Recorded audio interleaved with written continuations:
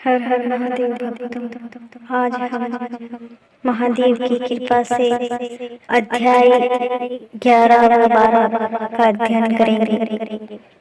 ओम नमः शिवाय। ब्रह्मा जी बोले, नारद जी, इसके पश्चात मैंने नील लोहित भगवान श्री शंकर की आज्ञा अनुसार शब्दादि पंचभूतों द्वारा पंचों करण करके उनके स्थूल आकाश, वायु, अग्नि, जल और पृथ्वी, समुद्र, वृषाणी और कलादि युग प्रयत्न कालों की रचना की तथा सृष्टि के और भी बहुत पदार्थों की मैंने रचना की।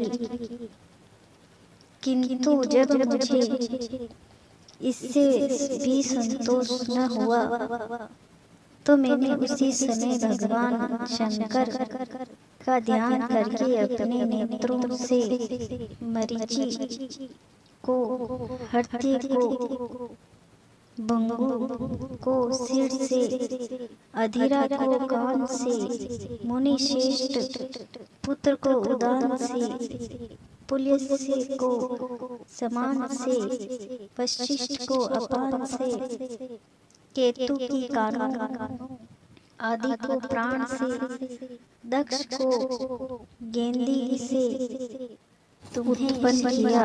इसके पश्चात मैंने अपने दो रूप, तो शत्रु था और सवेर मनो था, इन दोनों का परस्पर विवाह हुआ। इसके पश्चात श्री मनु के यहाँ पर्यवृक और उत्तारपाद नामक दो पुत्र हुए और आकृति देवहूति और प्रस्तुति नामक 3 कन्याएं हुई।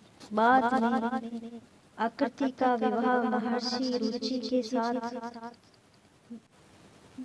देवहूत का महर्षि कदम के साथ और प्रस्तुति का दक्ष प्रजापति के साथ हुआ। आकृति और रति के यहाँ 12 पुत्र हुए। देवहूति और कदम के यहाँ बहुत से पुत्र हुए और दक्ष के यहाँ 24 कन्याएं उत्पन्न हुई। इनमें से 13 कन्याएं यक्ष ने धर्म को ही दे दी।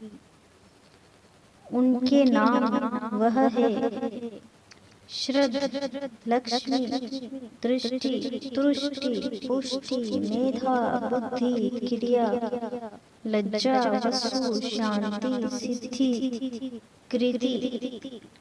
फिर उनसे छोटी 11 कन्याओं ख्याति, सत्पु, समूर्ति, प्रति, शम, सनति, अनुरूपा, ऊर्जा, स्वाहा और स्वधा को क्रमशः भृगु, भव, मरीचि, अंगिरी, मुनि, पुलस्त्य, पुलह, ऋतु, वशिष्ठ, बहिन और पितर के साथ ब्याही, जिनकी संतान से समस्त त्रिलोकी भर गई।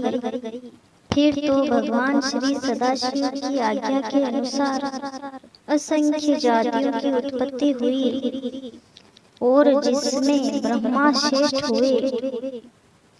दक्ष की 60 कन्याओं की संतानों से पाताल से लेकर अन्य सतलोक तक यह चराचर जगत व्यापा हो गया और रत्ती भर भी स्थान खाली न रहा। नारद, इस तरह मैंने भगवान श्री सदाशिव की आज्ञा अनुसार सृष्टि की रचना की और इस तरह भगवान श्री सदाशिव ने अपने भक्तों के उद्धार के लिए बहुत सी लीलाएं की, जिनका वाम अंग वैकुंठ तथा दायां अंग में ब्रह्मा हूँ। इस प्रकार में विष्णु और रुद्र यह 3 गुण प्रधान हुए। सत्य, रज, तन तीनों गुणों में मैं प्रधान हूँ। इन तीनों गुणों में से रजोगुण वाली सुरा देवी, सतोगुण वाली सती और तमोगुण वाली लक्ष्मी प्रकट हुई। सती के सती परा और शिवा उमा यह तीन रूप हैं। इनमें शिव सती के रूप में भगवान श्री शंकर के साथ ब्याही गई और पिता के यहाँ यज्ञ में अपने शरीर को त्याग कर अपने पद को प्राप्त हुई और फिर पार्वती होकर तप करके भगवान श्री शिव जी को प्राप्त किया। कालिका, चंडिका, भद्र, चामुंडा, विख्या, जया, ज्योति, भद्रकाली, दुर्गा, भगवती, कामाख्या, कामदा, अम्बा, मंडादी, यह नाम श्री पार्वती के ही है। फिर तो तीनों देवियों और देवताओं ने मिलकर अनेक प्रकार की उत्तम सृष्टि की।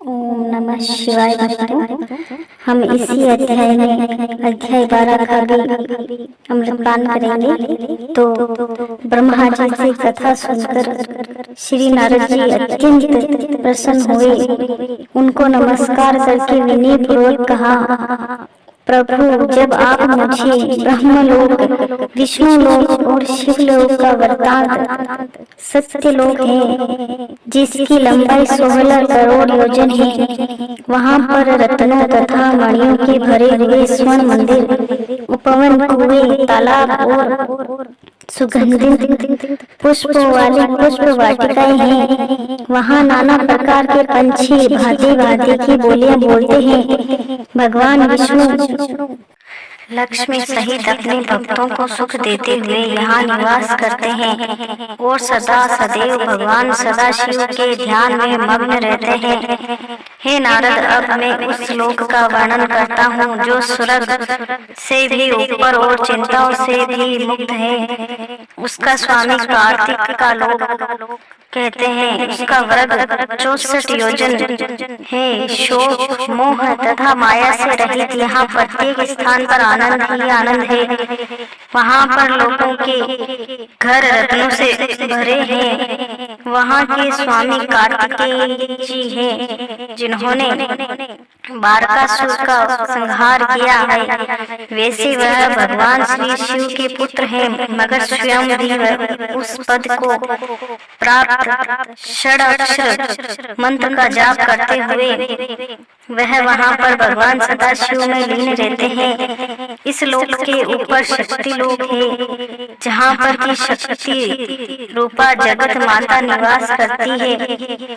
उन्हीं जगत माता श्री शक्ति की कृपा से मैं सृष्टि की रचना की है। सूर्य, चंद्र और इंद्र सदा इन्हीं जगत माता के चरणों का ध्यान करते हैं। वह भगवान सदाशिव को अत्यंत प्रिय है। उनके अंशों से ब्रह्मगामी और रमा भी उत्पन्न हुई है। स्वाहा, सुधा, सीधा, विश्व और इंद्राणी इत्यादि भी उन्हीं के अंश से है। शक्ति लोक अत्यंत आकर्षक व रमणीक स्थान है। इसके कपाट मणियों के बने हुए हैं।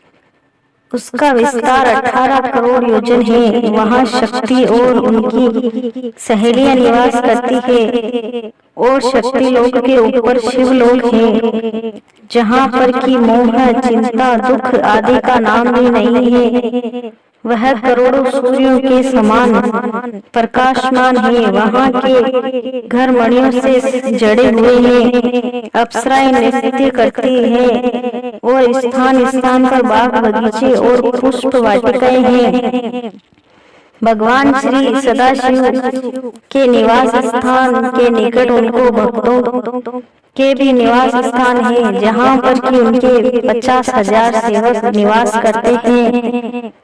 वहाँ की पृथ्वी रत्नमंथी है। उनका विस्तार 200 करोड़ योजन है। मध्य में एक बहुत बड़ा चिंता हरण मंदिर बना हुआ है जिसको देखकर मनुष्य के मन में अपने आप भक्ति उत्पन्न होती है। वहाँ पर करोड़ों सूर्य एक साथ ही प्रकाशमान होते हैं। वहाँ की दीवारें हीरों से बनी हुई हैं, खम्भे तथा किवाड़ भी मणियों के बने हुए हैं। उस मंदिर के भीतर एक दिव्य विद्यमान पर भगवान श्री विष्णु विराजमान हैं, जिनके स्वरूप को मैं और भगवान श्री विष्णु भी नहीं जान सके।